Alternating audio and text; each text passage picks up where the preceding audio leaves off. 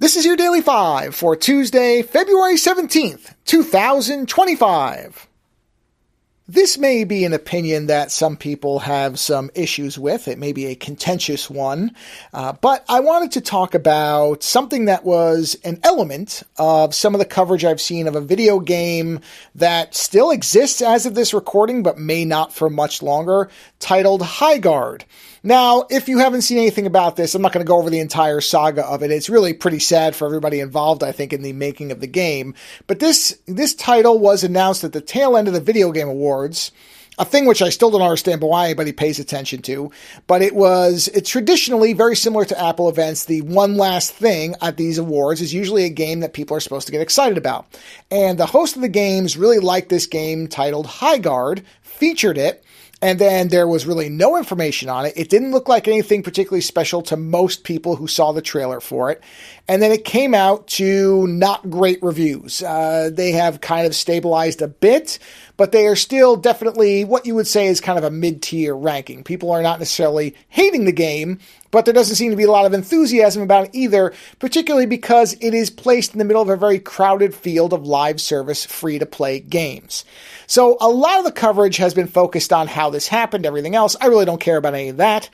But there was one part of it that a couple of the people discussing it mentioned, which is review bombing. And in particular with this game, now review bombing, if you don't know, is when people basically try to drive down the rating of a game. There's also the upside of review bombing where they try to drive the rating up. But in a lot of cases, it is driven by what is often unfounded anger. They may not like a political element of the game, and so people just pile on and try to get the game to take a dive in terms of ratings, or something might get changed and people really want to support the game and they try to drive it up. So it can go either way. But in many cases, many people find that it is not a good way to respond to games, because what happens in many cases when you look at these reviews, you'll find that many of the people who leave these reviews haven't played the game for very long. And in Highguard's case, what one of the developers had said was, if you look through them, many of these people didn't even make it through the mandatory tutorial before leaving a negative review. And many people argue that that's not something people should do. I'm going to argue it absolutely is something people should do. Here's the reality. If you have a mandatory tutorial, if it is not enough to keep a person engaged in your game, then you have failed to make an engaging game. Period. Now, I'm not saying all review bombing is defensible. There have definitely been cases where people have decided to get real worked up because of stupid things like a female protagonist or whatever, and gone crazy and sent death threats and review bomb things. And of course, that's all nonsense. That's not what I'm talking about. But it is not something, I don't think there's anything wrong that if you have a mandatory tutorial that cannot be skipped, something I do not like in video games. I think it's a bad concept to begin with. But if it's going to take a while and somebody doesn't feel like playing through it, then I'm sorry to tell you, you have failed to make a game that is functioning as entertainment for somebody. A video game, just like any piece of entertainment, if it is not entertaining to a person, there is no requirement, nor should there be, for them to engage with it fully before they say that they didn't enjoy it. Now, of course, just like everything, reviews should be written with respect, and they should be clear, and they should be able to outline why something is bad and they didn't like it, or not even why it's bad, but why they didn't care for it.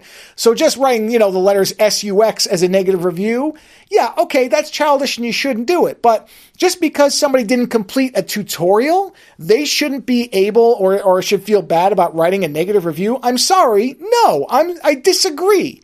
Again, there have been video games where I haven't made it through the tutorial, and in my opinion, those were not well-made games, because you shouldn't require a tutorial, and if you do, which you shouldn't, then that tutorial should still be entertaining to play through.